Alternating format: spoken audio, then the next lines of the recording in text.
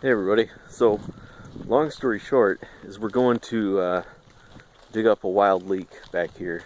Last year, in case you don't know, I have 10 acres. We tried looking around for wild leeks because we have a lot of overgrowth, and we have, if you can see this, just this whole cluster of aspen that grows back here.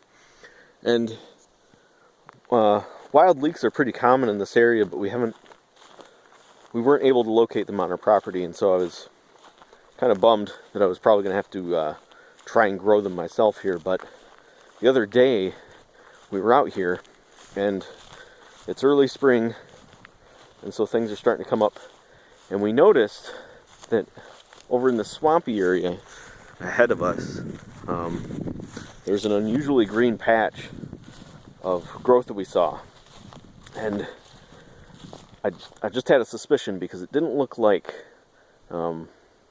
anything else that we've seen growing back here. There's some other flowering plants and stuff that we see back here, but I was like, could that be wild leeks? And as it turns out, I went back here earlier today. It was raining, kind of, and sure enough, we have wild leeks growing back here. So I'm going to come back here and show you kind of what they look like, and we'll dig one up.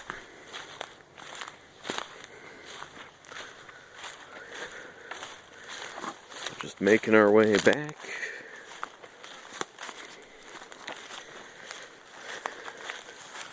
So you can see this area here is kind of the swampy part of our property. A lot of standing water gathers here during the spring and the rainy season.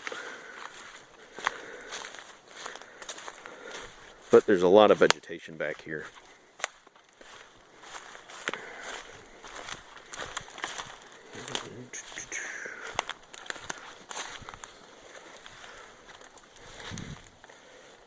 So if you can see it right in front of us, that green patch right there, that's where the wild leeks are at.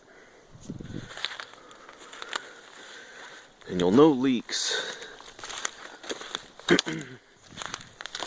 because of they have pretty distinctive big leaves. They almost look like, if you've seen lily of the valley, they kind of look like that, but they're not lily of the valley. That's exactly what they look like right there. And you can actually, easy way to tell if you got a leek here or not is to pull it up and just, give it a smell. And if it smells like an onion, you got a wild leek on your hands. But so I pulled one up earlier and I tasted a wild leek for the first time.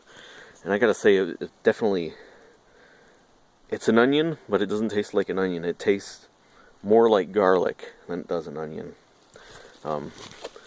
It's very strange, but it's great, and I'm glad we were able to find these because this is one of the perfect permaculture foods that just comes back every year, and you don't have to do anything for it. It just grows on its own. So let's go ahead and dig one up. Let's see. Here's a good one. And I did this earlier with my hand, and it was just back-breaking work trying to get it out of this muck here that it's growing in. But we'll see if we can get a good one with the trowel.